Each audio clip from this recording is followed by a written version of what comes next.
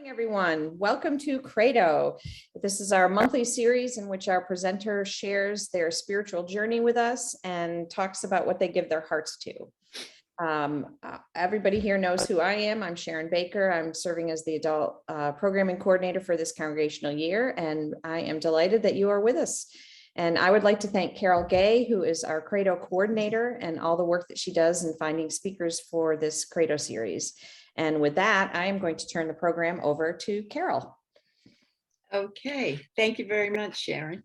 And if you haven't already muted, yeah, you have muted everybody, I believe. And so thank you, everybody, and good morning. I appreciate all of you who've showed up here today for to hear our speaker for this month, Jane Kusterer. And I also appreciate that you managed to find the right time, that 10 a.m., because we keep changing the time of Credo because the service time keeps changing. And eventually, I guess all this will get stabilized someday. Jane has been a member here for about 14 years. And during that time, Jane has done a lot of volunteer work for us over these years. And she's acted in Follies and helped write Follies, and she's one of her bigger responsibilities for many years was serving on the congregational care team. So she may tell us more about these things as she goes along. She will speak for about 20 minutes, and she has a slideshow for us. And during that time, you can write up any questions that you want on the chat function at the bottom of your screen, or you can wait till she finishes and write questions then. So please make your questions short and clear and in the form of a question. So Jane, after you're through, I will initiate the question and answer session, and we'll go from there. So thank you very much, Jane.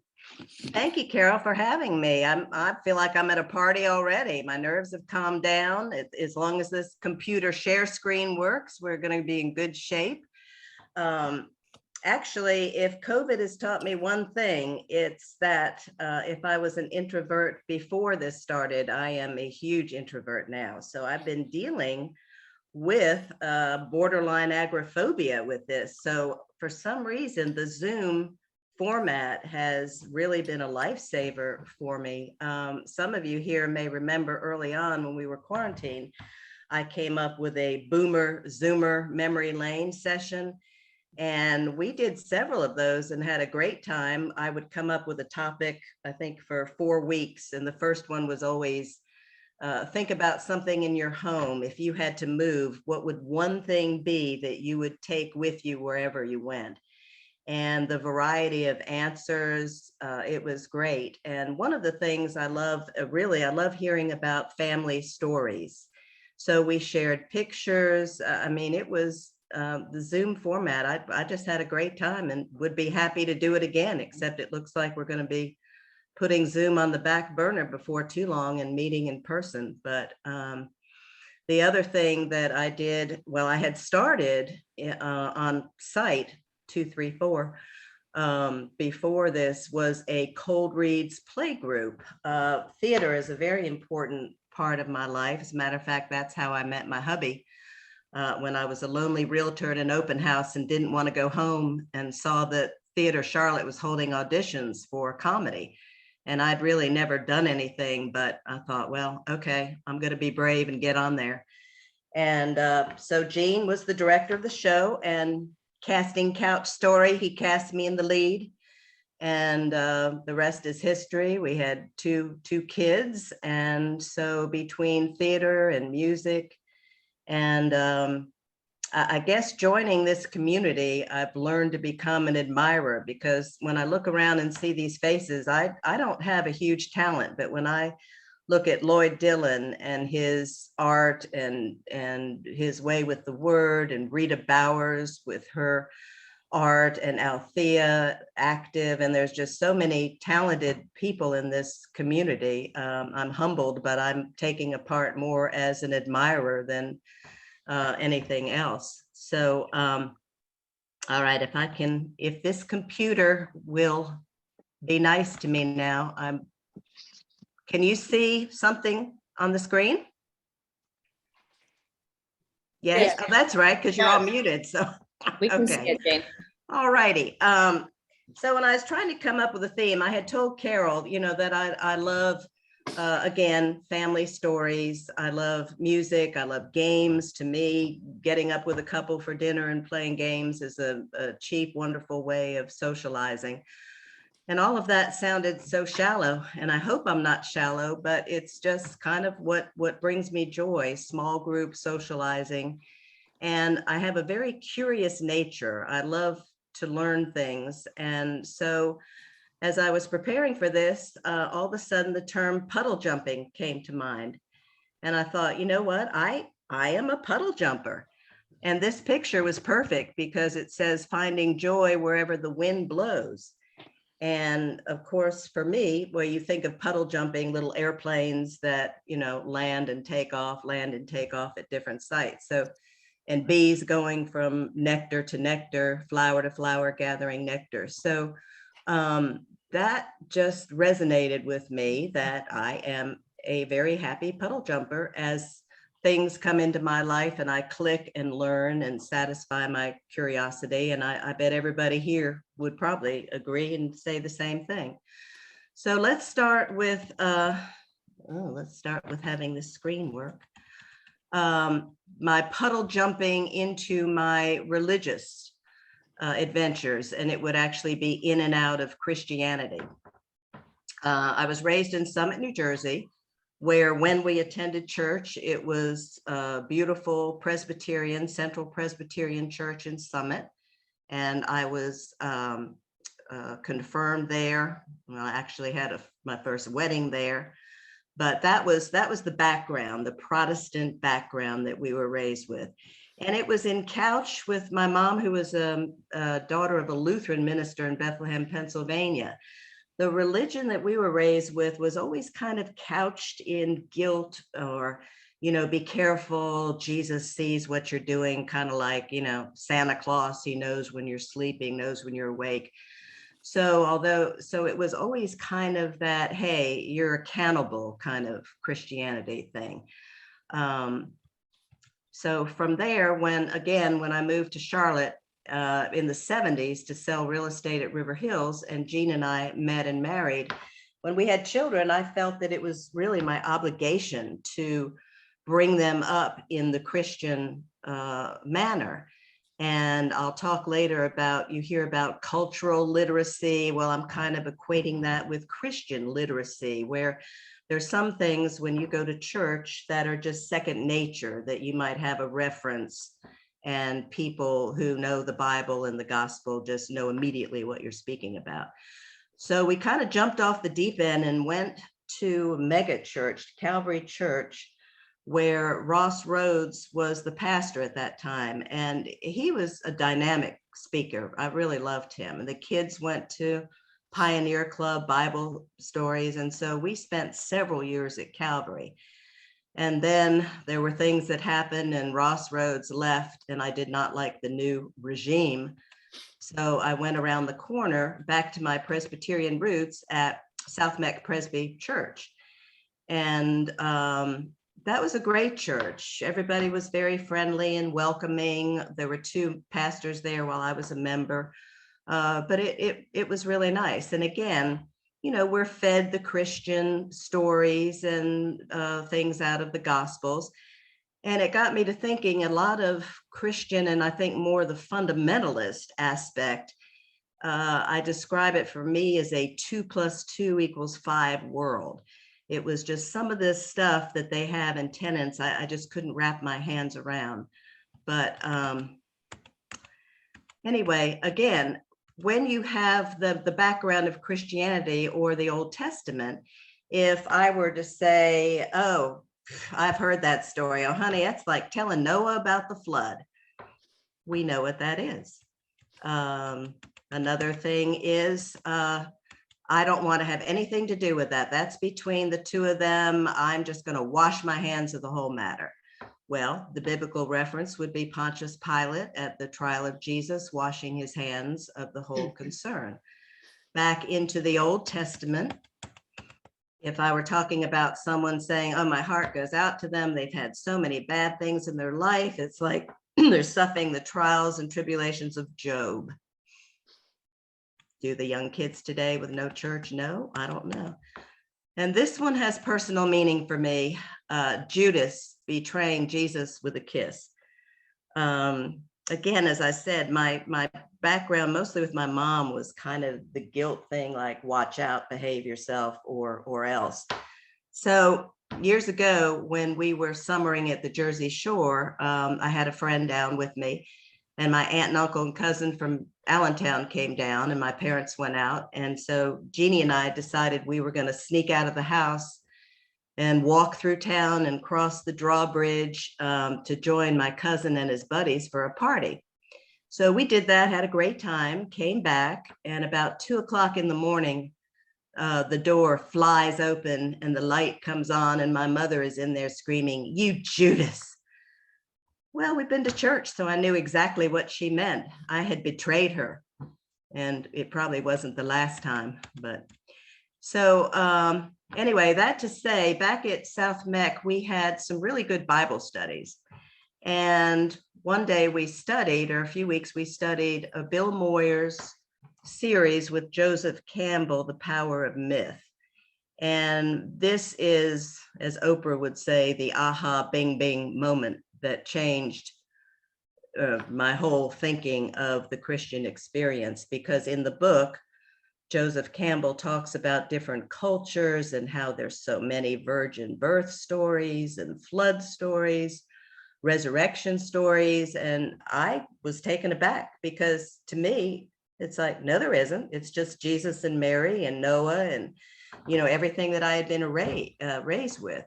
So that led me into the puddle jumping of researching other philosophers. And I think at that point I did come and attend a couple services at UU, and it was good, but it was the whole thing. You don't have the gospel, you don't have prayer, God thing. At first it was so new, I wasn't sure.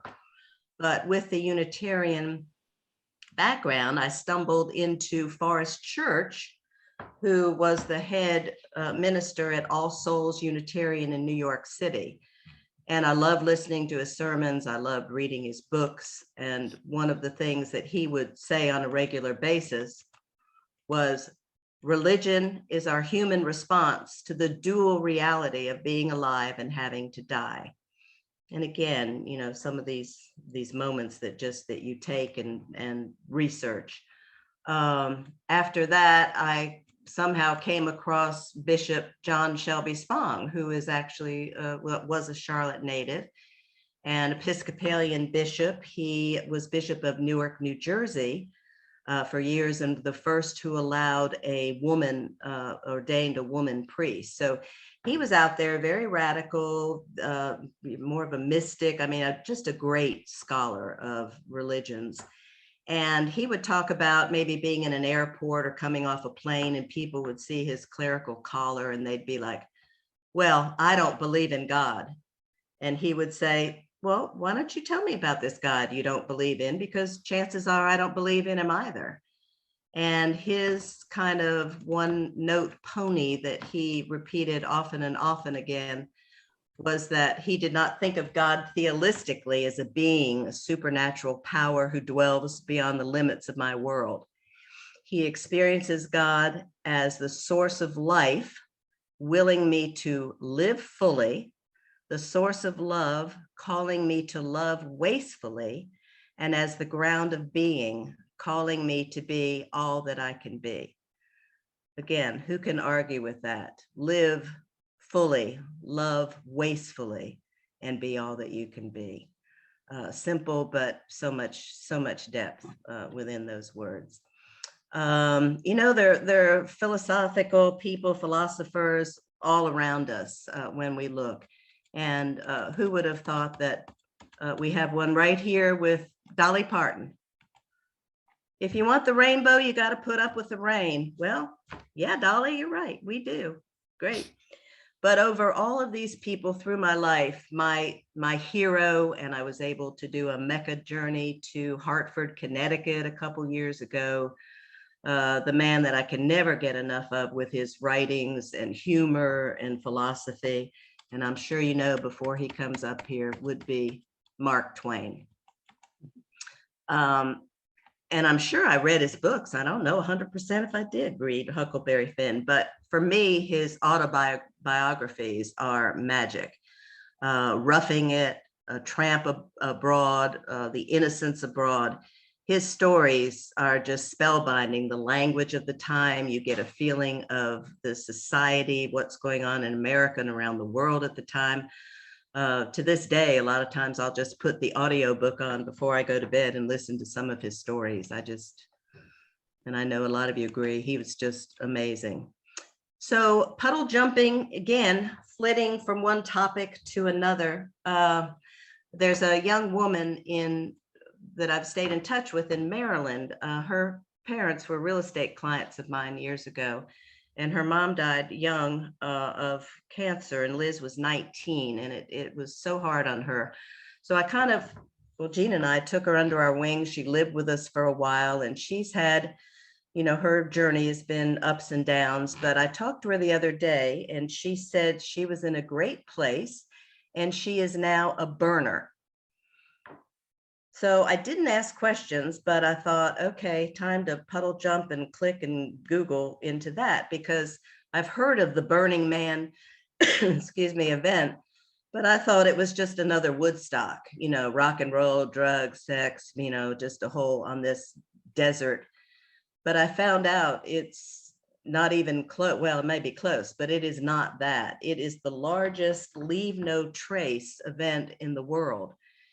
And they, I think this land is like north of Reno. It's in Nevada, but they have 10 principles, which includes radical inclusion, gifting. If you have talents or skills, you share them, demodification, radical self-reliance, radical self-expression, communal effort, civic responsibility, participation, immediacy, and then again, the biggest thing is leaving no trace behind. They said that if your campsite has so much as a piece of glitter on the ground when the event is over, you will not be invited back. So it's not Woodstock. When I see pictures of how that property was left after the event, it was kind of nauseating. But at each event, apparently they construct a temple, and during the week, people put notes of concern or loss.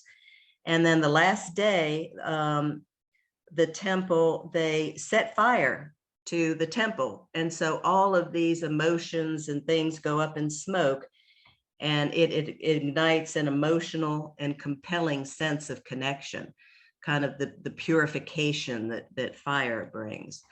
So that was a puddle jumping learning experience. Here's a picture, a little bit of kind of what the site looks like with close to 70,000 people on there. And then one of my most recent puddle jumping events was actually on a Rachel Maddow episode, I think back in the summer. She brought up Frederick Douglass. And again, I'm sure a lot of you have read the book, but I read his My Bondage and My Freedom. And I mean, that was it was just amazing, his life experiences. And one of them, when he was a slave for 16 years, he was sent to the eastern shore of Maryland to be whipped and you had to become submissive to an Edward Covey, who was the slave master there, and horrible torture. And so Rachel brought this on, and in her piece said that this all took place not far from St. Michael's, and this was the plantation home, and they called it, even back then, they called it Mount Misery. Well, as she went on in her piece, she mentioned that Mount Misery changed hands around 2013, and the new owners were Donald Rumsfeld and his wife. And so when you think about Donald Rumsfeld and associating him with okaying the waterboarding torture, and you think about the horrible things that went on that property with Frederick Douglass and so many like him, that was just kind of crazy. So again, I didn't leave it there. I had to click and GTS, Google that stuff further. And I came upon a link that there was a playwright and New York professor named Andrew Saito, who was in the Eastern Shores at a workout gym. He wanted to go on the stationary bike, and he found a magazine that talked about oyster farming in the area. And it also brought up the Frederick Douglass, James Covey events back in the 1800s. And this grabbed him and led him to write a play. And the play was called Mount Misery, and he called it a comedy of enhanced interrogations, where he brings Rumsfeld and Douglass into the house and they interact. And I thought it was interesting. So I just, again, clicked to try to find out how to reach Andrew Saito, found an email address, emailed him telling him that I have a cold reads play group once a month. And is there any way I could get a hold of his script? And literally within 10 minutes, I had a very nice email and a PDF of his script. And I read it, loved it. And I think it was last September, our group read it. And I had emailed Andrew and I said, you know, we're doing it this day. Is there any chance you could come on? And not only did he come on, he sat through the whole reading and we had an amazing talk back afterward. So he could not have been more gracious. And again, had it not been for the curiosity / flitting, puddle jumping thing, we would never have had that little life experience. So again, that's just one of many, but I invite all of you to come and be puddle jumpers with me and discover so many wonderful things that are in this world. So thank you for your time, and I'll try to answer questions if you have any. Okay, so let me check chat. I believe we have some questions there already. Just a moment. Just a minute. Says, this must be in the form of a question. I'll ask, is everyone else here as thankful as I am that we are lucky enough to have jumped into the same puddle at the same time as the delightfully super intelligent, wonderfully multi-talented Jane? Oh, come on now. If I had to guess, one of three people. Thank you. Somebody else says, please tell us about your dad and sibs. My dad. And your siblings. Oh, okay. Well, again, raised in Summit, New Jersey, my grandfather was an immigrant from Hungary. He came over in 1918, and in 1924, he started a Oldsmobile company in Newark, New Jersey. So my father took that over, inherited the business. So he was an Oldsmobile dealer. He actually had a lot of health problems and died when he was 67.